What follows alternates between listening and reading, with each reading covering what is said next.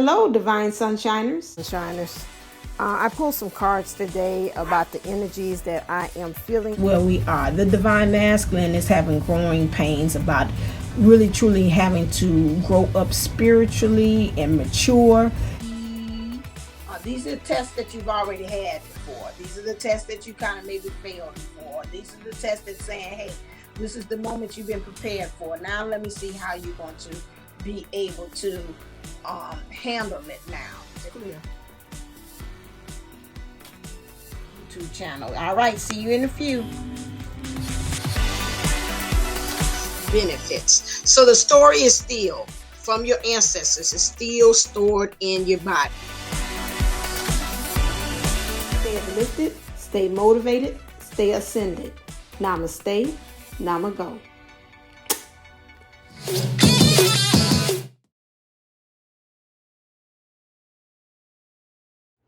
Good morning. This is just a message that I am bringing to you. Welcome to my channel, Divineunisouls11. I haven't did one of these I dream of genies in a while, but this morning I woke up and this message is something that's talking about what's happening with us ancestral. I know in the playground experience we talked about mainly how with the ancestors there has been a movement of more showing of our ancestors coming into the 3D. You can feel their presence. You can feel it very strongly. And in doing so, I went to sleep this morning. Most of the time, my dogs kind of wake me up pretty early. And then I go back to sleep when I say, I need some more rest. I'm not fully like back here on planet Earth after doing my travel. And so astral travel. And so, I kind of go back to sleep. So in my going back to sleep state, I was brought a dream that I know April Williams had pretty much had said. So this is almost like a shout out to her too as well. They had told me that my mother and I in a past life, my mom is so extra protective of me, is because in a past life I was like the sister who took care of it. She was my younger sibling, and that my husband, I was outside, and this was back in way back times, and so I was out doing something out in the yard with my husband, and some white men in a truck had came and shot my husband, and I was pregnant at that time, and he touched my belly, and then he went and passed on.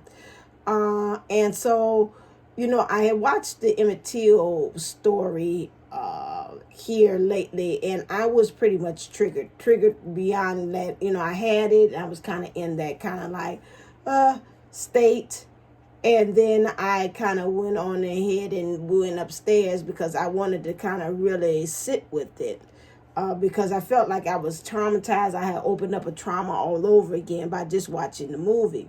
And I've always, even when I was teaching, I taught social science or even upper grades, had always been that story. I always shared with kids about the story of, Emmett Till and how, again, what had happened to him, and why it's important for us not to forget, and the struggle and the things that we came through, and how our freedom of choice of being able to say things now is way different than it was back then, especially when we're talking about other races. So fast forward to today, I went on ahead and had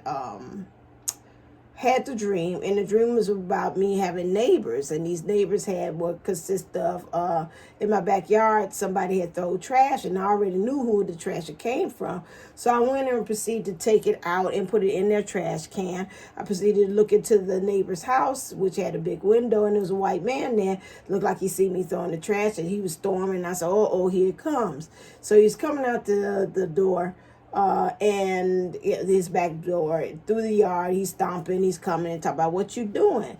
And I was proceeding to try to talk to him, but I couldn't talk because of my voice seemed like it was like something was stuck in my throat, and it was and I tried to, and he could hear me, although it was a whisper. I said, you threw your trash in my yard, and I threw it back into your garbage. And I could tell even through that, it was hard for me to get the words. I had to speak up very slow. And look like he was like, what you say? And I repeated it again to him. So as I'm repeating it to him again, he's kind of backing me up in the alley to go to the other side. And so some more white men came. And he was like, you know, like, what'd she say? And he's like, and I repeated it. And I said, you threw trash in my yard, and I threw the trash and put it back into your garbage can.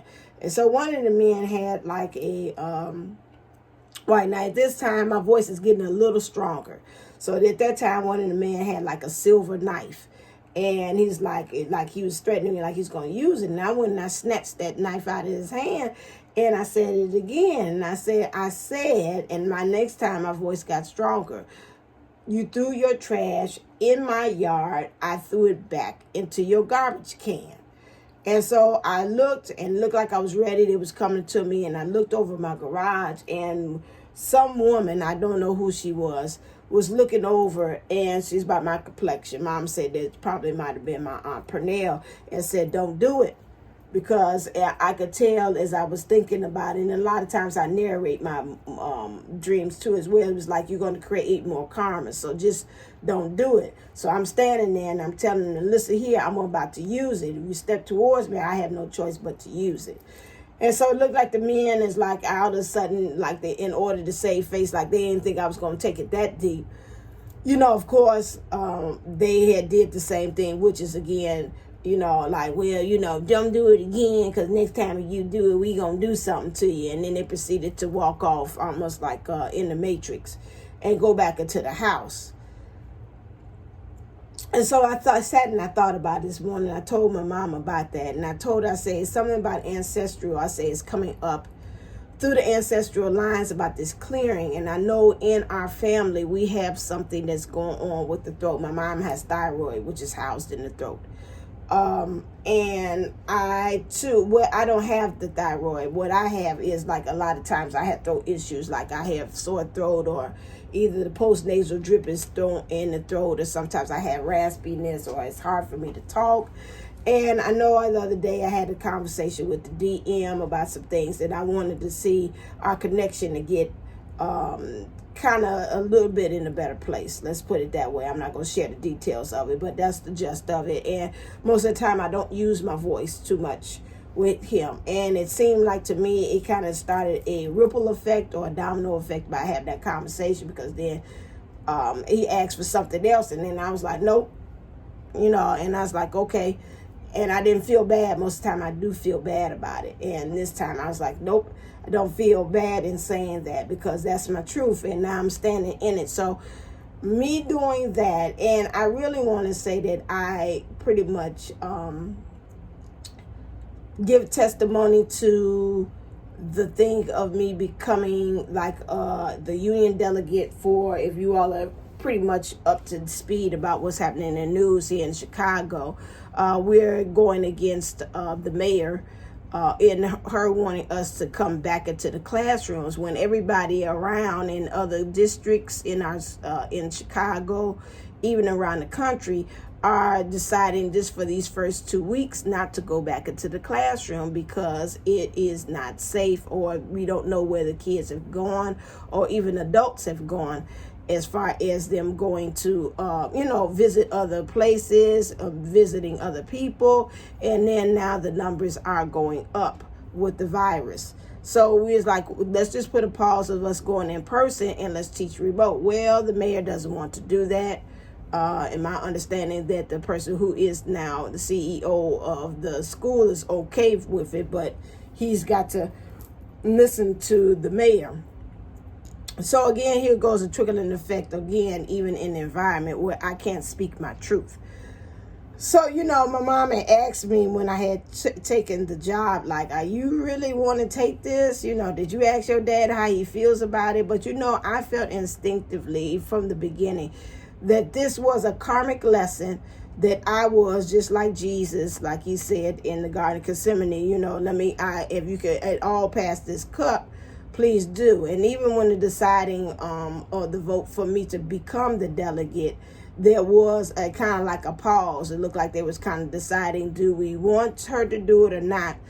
But then they went on ahead, and I said, talk about the powers of being, that's like guides and higher in the universe and whatever that rules the universe, has said, no, let her go on ahead and do that.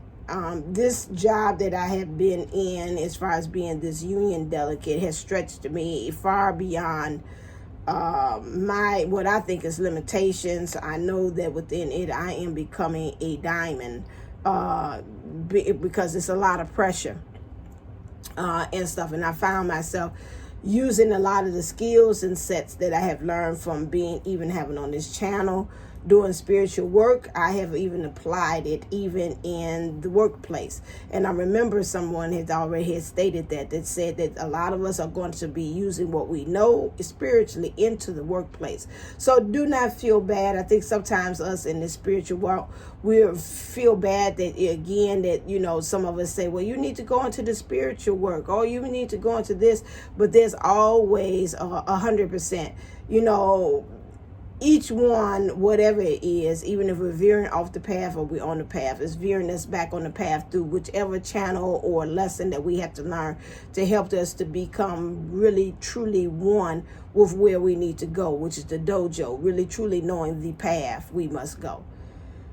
So that's the same thing with, I thought about it as I'm going through this, like, again, for our counterparts and thinking about them as far as them in their karmic lessons. And I could become a little sympathetic, because even me talking to my counterpart, he's like, well, you understand where I am. And I was like, the human part is like, no, I don't understand where you am. And then my heart was like, yes, you do. Stop lying. You do understand.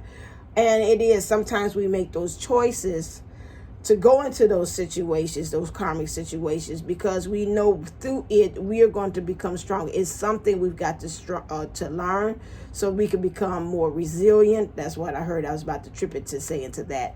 And, you know, although maybe nobody else understands, my mother's like, I think that's too much for you.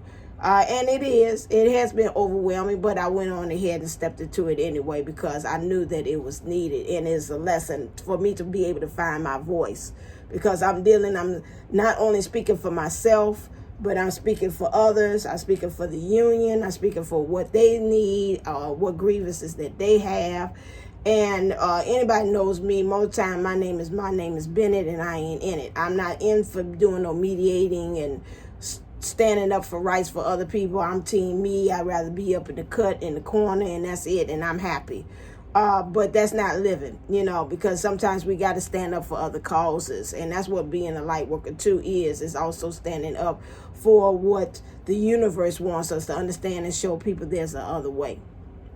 And so in doing this, really truly understanding and having a voice. So I believe really truly for us, some of us are, again, we're clearing these bloodlines, these last things, these things that don't belong. I was instructed. I said, well, what should I do?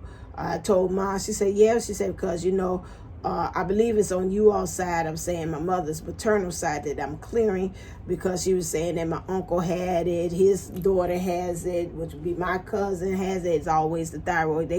She has hyper, he has hypo.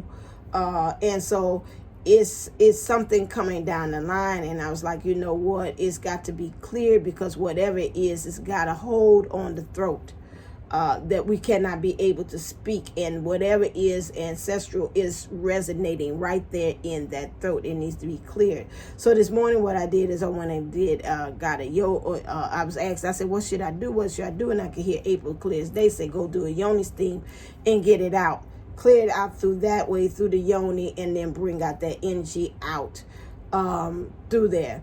Did a beautiful meditation by, I think, Reiki healer, talking about clearing ancestral lines, because she was saying, even in her video, I've been saying this for the longest about this. She said, but I think this time we are at the point that we really truly want to clear it. And I think that's something I can say that I can bring to you all too. I think right now, why these ancestral, they're showing up in the 3D, you can feel them, they're tangible, you can feel them when they're touching you, because I feel a lot of touching. My mom said she felt my dad hit her on the booty.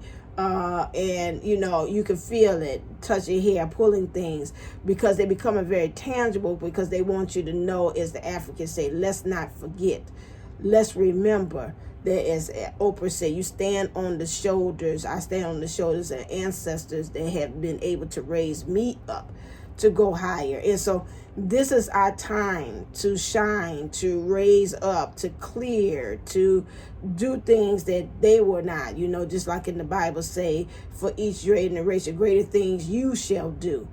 And that's something, again, that we, even your ancestors, are saying, I started and I paved the way, but I want you to go on and do greater and bigger things. And this is where we are right now, because in order for us to step into this new age, into this new dimension, this new earth that we are in, which is here already, we've got to clear some of this stuff. And then some of that stuff is ancestral, because it's the belief. You might say, I'm ready, but guess what? In your DNA, right there in your cellular, everything, some of this stuff is housed in different parts of your bodies or in your chakras, that the ancestral things that you're ready to, but it's got to be cleared so you can be able to really truly shine bright like a diamond.